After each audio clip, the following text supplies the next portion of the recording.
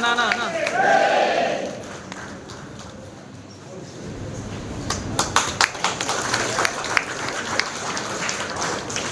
எல்லாரும் அப்படியே உட்காரலாம் அண்ணா உள்ள வாங்க அண்ணா எல்லாரும் உள்ள வாங்க 32 நாட்களில் அமையவிருக்கின்ற நமது எடப்பாடி அண்ணன் தலைமையில் அமையவிருக்கின்ற மாவட்டத்தின் சார்பாக சால்வை அணிவித்து அவருக்கு மிகச் சிறந்த ஓட்டுக்கள் நிச்சயமான வெற்றி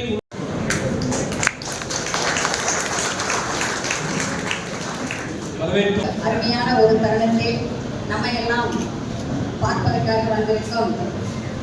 வருகின்ற சட்டமன்றத்தில் 2011 வெற்றி பெற்ற திட்டங்கள் எல்லாம் கொடுத்தார்கள். அந்த திட்டத்திட்ட வகையில் இப்போ நடக்கின்ற தேர்தல் என்பது மிகப்பெரிய தேர்தல். இந்த தேர்தல் திருப்பூர் வடக்கு சட்டமன்ற தொகுதிக்கு அனைவர் சார்பாகவும் என்னுடைய சார்பாகவும் என் நெஞ்சார்ந்த நன்றியை முதற்கண் குறித்தாக்கி கொள்கிறேன். காலத்தில் 84 மணிமாறன் அவர்கள் எம்எல்ஏவாக இருக்கும் போது அடிக்கல் நாட்டினோம். அதே 2001 மூன்றாவது குடிநீர் திட்டம்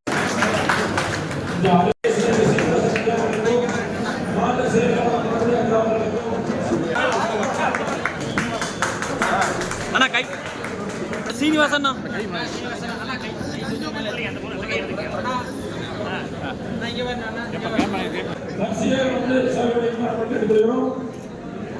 ஓகே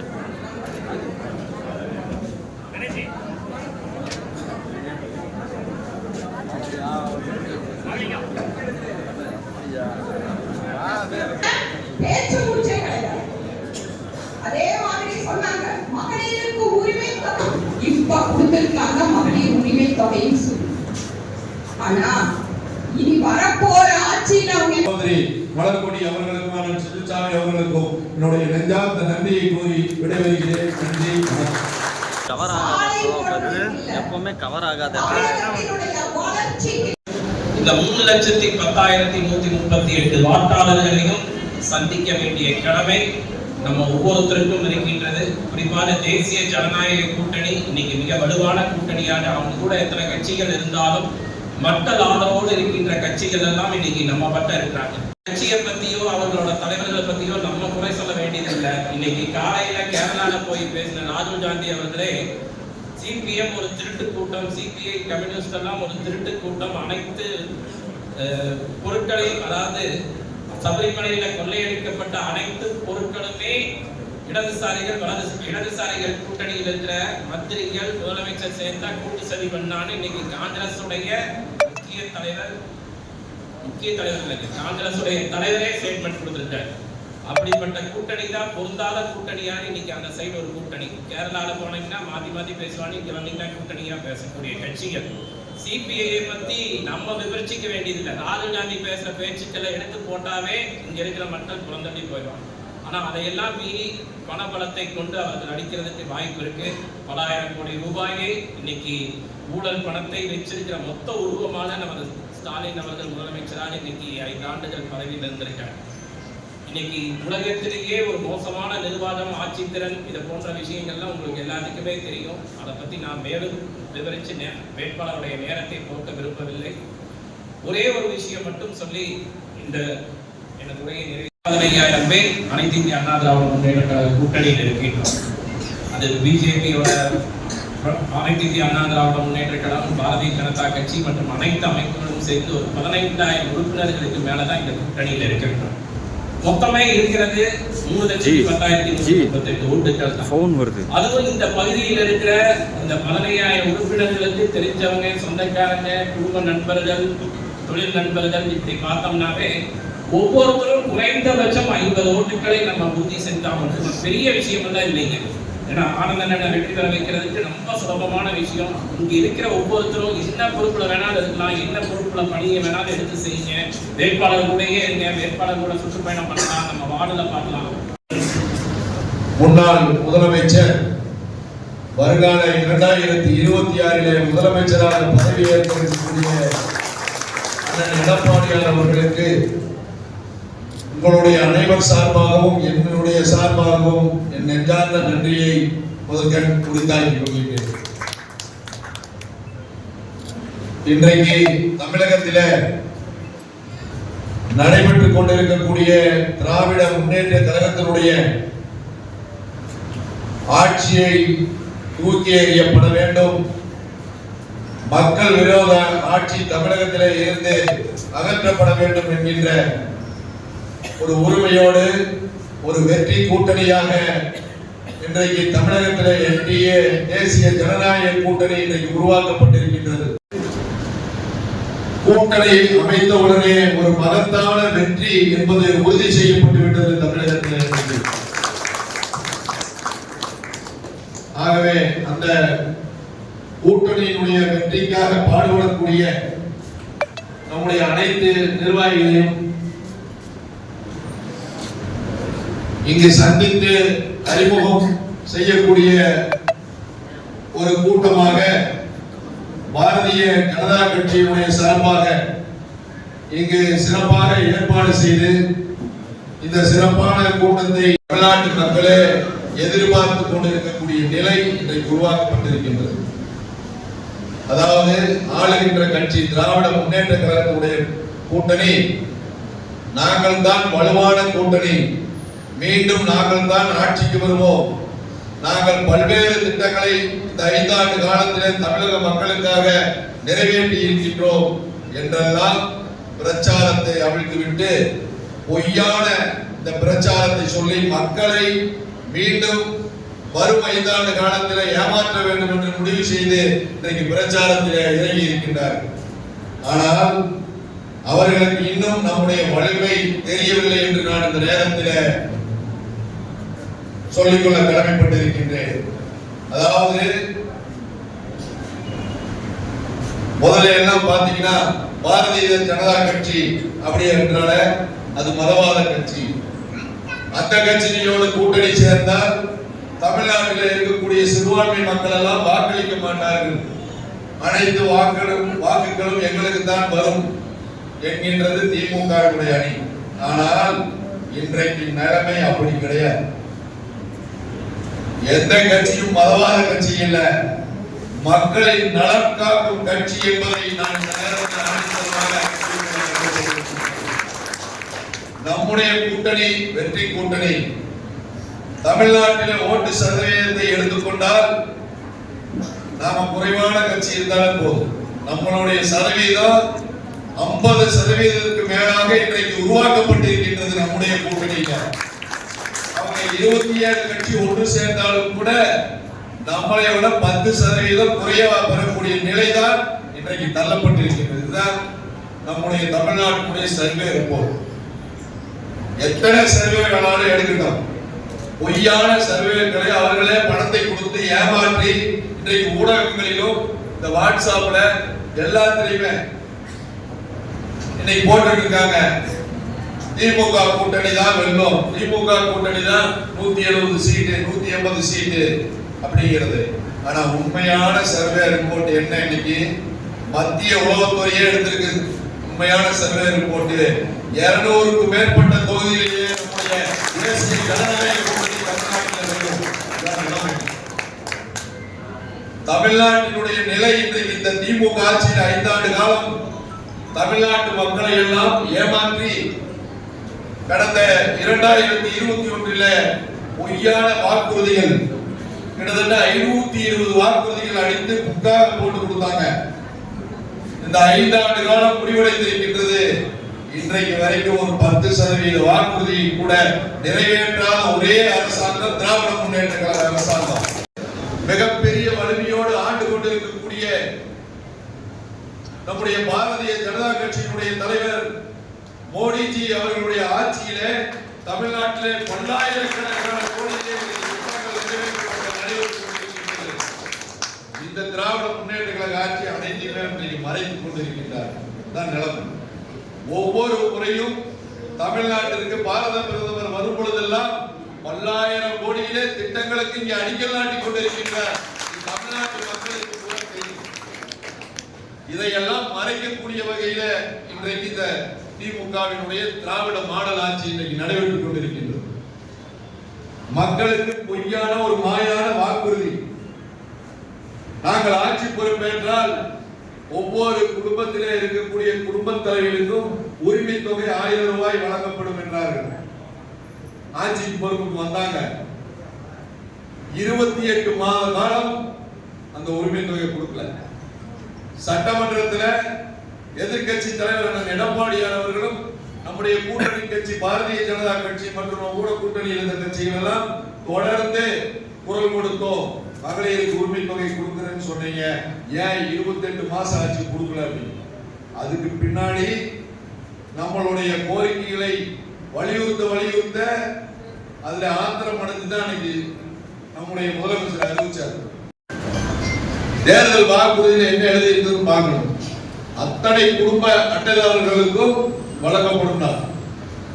தமிழ்நாட்டில் இன்றைக்கு இருக்கக்கூடிய மொத்த ரேஷன் கார்டு குடும்ப அட்டையை பார்த்தீங்கன்னா 2,30,00,000. இவங்க எப்படி கொடுக்குறாங்க? நாங்கள் தகுதியானவர்களுக்கும் தருகிறோம் என்று 70 லட்சம் பேருக்கு முதல்ல கொடுத்தாங்க. அப்புறம் 10 லட்சம் கொஞ்சம் கொஞ்சமா சேர்த்து கொடுத்து இன்னைக்கு இறுதியா கொடுத்திருக்கிறது 1,32,00,000 குடும்ப அட்டைகளுக்கு மட்டும்தான் இந்த உரிமை தொகையை கொடுத்திருக்காங்க. இன்னும் 1 கோடி பேருக்கு இந்த ஆட்சியில் அது கொடுக்கல. இதுதான் ஏமாற்றுல.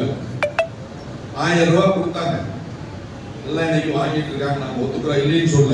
ஆனால் அந்த 1000 ரூபாயை கொடுத்து விட்டு மக்களை இன்னைக்கு இந்த அரசாங்கம் ஏமாத்து. அதாவது கடந்த 10 ஆண்டு காலம் அதிமுக ஆட்சியில இருந்த விலைவாசி வரி ஏற்றம், வரி எல்லாம் அன்னைக்கு என்ன வரி இருந்துச்சு, மின்சார கட்டணம் என்ன இருந்துச்சு, நாங்களாம் ஒரு சர்வே எடுத்தோம். அதிமுக சார்பில் ஒரு மிஷின் கொண்டு போய் வச்சு ஒவ்வொரு குடும்பமா நாங்க எல்லாம் எங்க நிர்வாகிகள் எல்லாம் போனோம். ஒரு வீடா அந்த குடும்ப தலைவர்களை கூப்பிட்டு கடந்த காலத்துல நீங்க அரிசி எவ்வளவு, உங்க மாசத்துக்கு அரிசி எவ்வளவு கிலோ நீங்க செலவு பண்ணுவீங்க, எண்ணெய் எவ்வளவு லிட்டர் உங்களுக்கு செலவாகும் அப்படிங்கிற ஒரு கணக்கு. இந்த கணக்கு எடுத்து ஒட்டுமொத்தமா கணக்கு பார்த்தாச்சு. மாசத்திற்கு எவ்வளவு, வருஷத்திற்கு எவ்வளவு, ஒட்டுமொத்தமா வருடத்திற்கு 3 லட்சம் ரூபாய் ஒரு வருடத்திற்கு ஒரு குடும்பத்திற்கு, சாதாரண குடும்பத்திற்கு செலவாச்சு. அதே கணக்கு இப்ப நடந்துட்டு இருக்கிற ஆட்சியில வருஷ கடைசியில 5 வருஷம் முடிவுல போய் நாங்க கணக்கு எடுக்கிறோம். ஒவ்வொரு குடும்பத்திலே அன்னைக்கு எவ்வளவு செலவாச்சு, நீங்க அதே அளவு வாங்குறாங்க. ஆனா அன்னைக்கு என்ன விலை, இன்னைக்கு என்ன விலை, இதை கணக்கிட்டு ஒப்பிட்டு பார்த்தோம். ஒவ்வொரு குடும்பத்திற்கும் இப்ப என்ன செலவு அப்படின்னா 7 லட்சம் ரூபாய் ஒவ்வொரு குடும்பத்திற்கு செலவாகுது. அதிமுக ஆட்சி 10 ஆண்டு காலம் இருக்கும் போது ஒரு குடும்பத்திற்கு 3 லட்சம், இன்னைக்கு 7 லட்சம், 4 லட்சம் ரூபாய் வருஷத்திற்கு குடிங்கி சாப்பிட்டுருக்காங்க திமுக. தான் நடந்தது.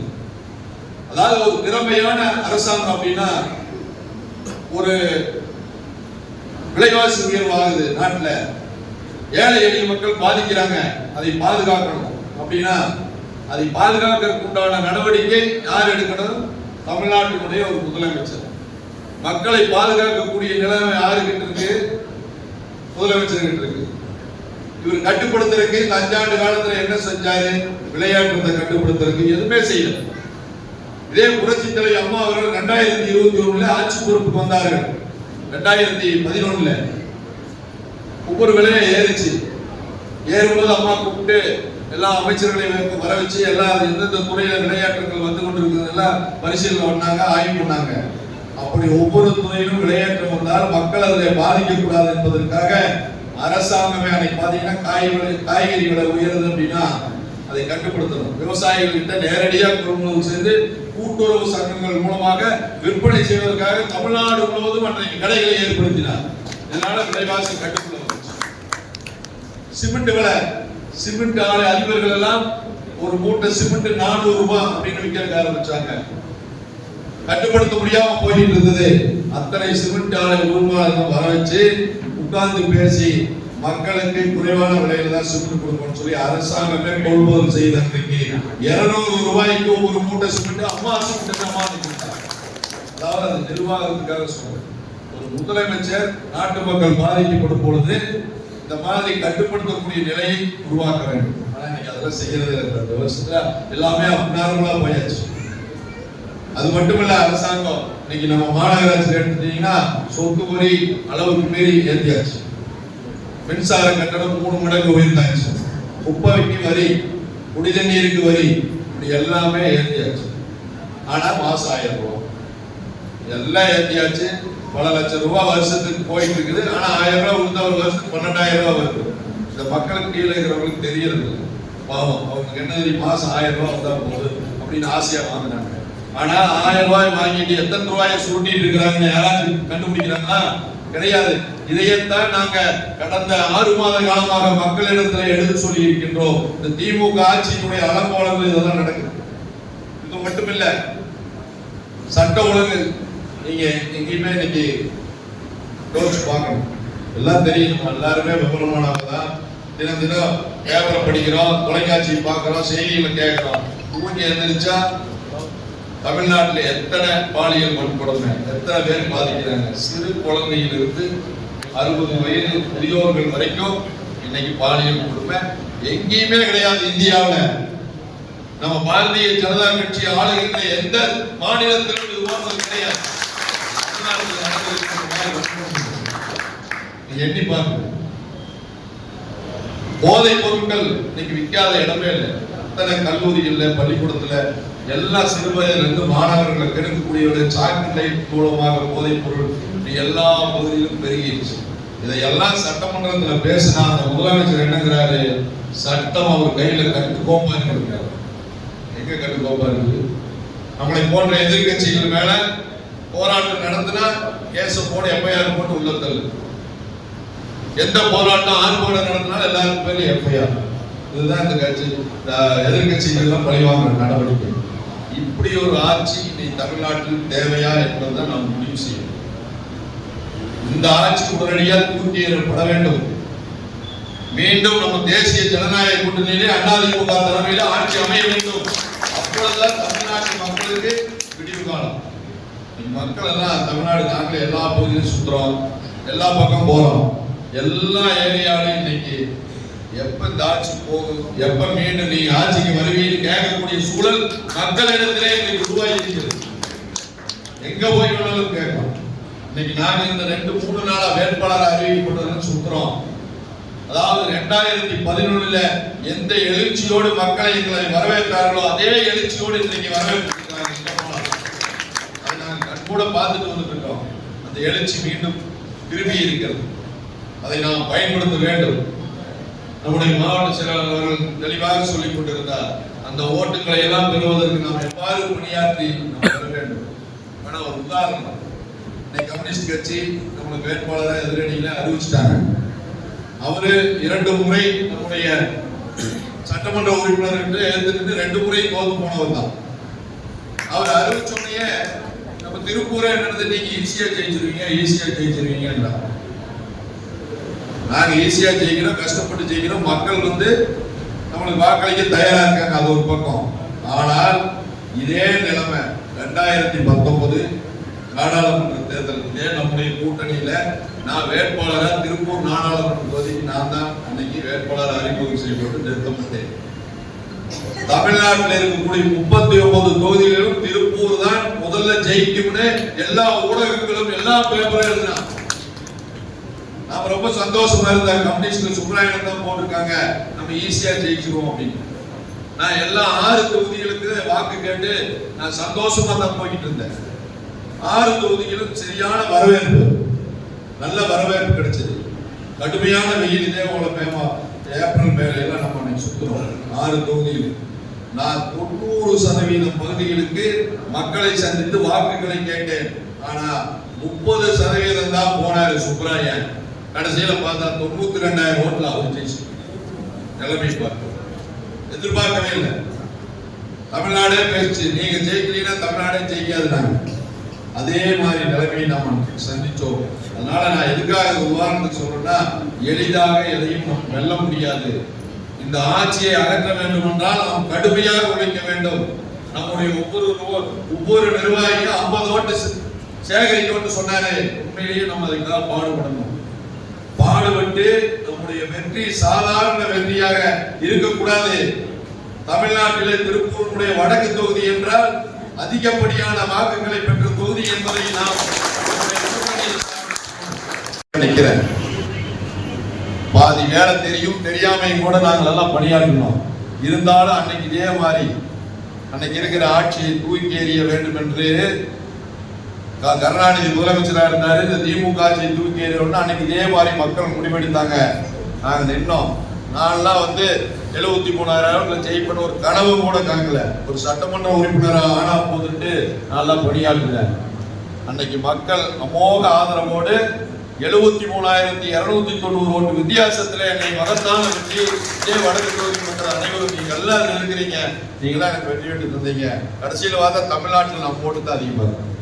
எனக்கு சிறப்பா இருக்கு. பார்த்தாங்க அம்மா அதிக ஓட்டுல ஜெயிச்சதன் காரணத்தினால எனக்கு அமைச்சர் பதவியும் கொடுத்த அழகு பார்த்த தலைவர் புரட்சித் தலைவி அம்மா அவர்கள். அந்த வாய்ப்பை பயன்படுத்தி திருப்பூருக்கு பல்வேறு திட்டங்கள், மாவட்ட ஆட்சியரகம், மேம்பாலம், வடக்கு தொகுதியில நம்முடைய பாரத பிரதமர் மோடி அவர்கள் அன்றைக்கு அடிக்கல் நாட்டினார் இஎஸ்ஐ மருத்துவமனை. இதெல்லாம் நான் அரசர் துறையில் இருக்கும்போது அந்த நிலத்தை வகை மாற்றம் பண்ணி அன்னைக்கு கொடுத்தோம். இந்த திட்டங்கள்லாம் அன்னைக்கு நம்ம கொண்டு வந்தோம். இரண்டாவது குடிநீர் திட்டம் புரட்சித் தலைவர் எம்ஜிஆர் அவருடைய காலத்தில் 84 மணிமாறன் அவர்கள் எம்எல்ஏவாக இருக்கும் போது அடிக்கல் நாட்டினோம். அதே 2001 மூன்றாவது குடிநீர் திட்டம் புரட்சித் தலைவர் அம்மா அவர்கள் ஆண்டிவாளத்தில் அடிக்கல் நாட்டி தொடங்கி வைத்தார்கள். அதே மாதிரி 4வது குடிநீர் திட்டம் பத்மணி காலனியிலே புரட்சித் தலைவர் அண்ணன் எடப்பாடியார் அவர்கள் அடிக்கல் நாட்டி தொடங்கி வைத்தார்கள். இந்த 3 குடிநீர் திட்டம் அதிமுக ஆட்சியில் தான் ஆச்சு. அவங்களால சொல்ல முடியுமா? முடியாது.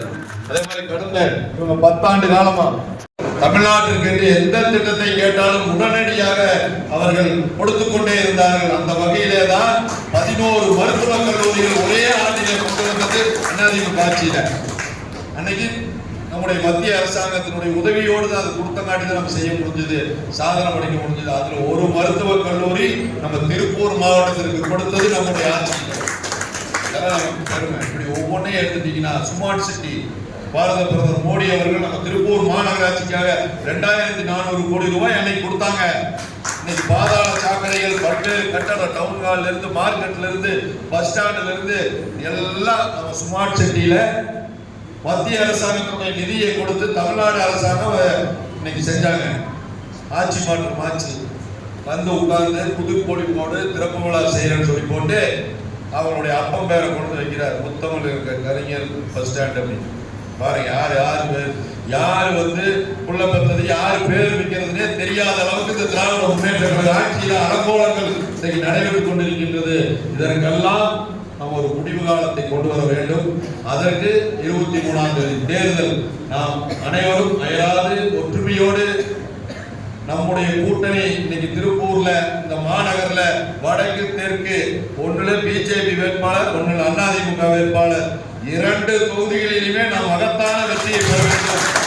உயரை கொடுத்து பாடுபட்டாவது இந்த 2 தொகுதியை நான் ஜெயிக்க வச்சு எங்களுடைய முதலமைச்சராக வரக்கூடிய எடப்பாடியார் கையில ஒப்படைப்பேன் என்று நான் சபதம் போட்டு வந்திருக்கின்றேன். நிச்சயமாக அந்த பணியை நாங்கள் செய்வோம். உங்களுடைய ஒத்துழைப்போடு நீங்கள் அனைவரும் எங்களோடு உறுதுணையாக நில்லுங்கள். நாம 2 தொகுதிகளிலும் நீங்க மகத்தான வெற்றியை பெற்று கொண்டு போய் நாம் நம் தலைமையிடம் ஒப்படைப்போம். அது வரைக்கும் நமக்கு ஓய்வில்லை, உறக்கமில்லை என்று கூறி சிறப்பாக